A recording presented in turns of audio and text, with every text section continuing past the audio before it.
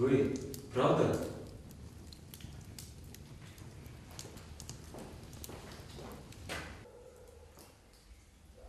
Скажите же, что я должен сообщить миру.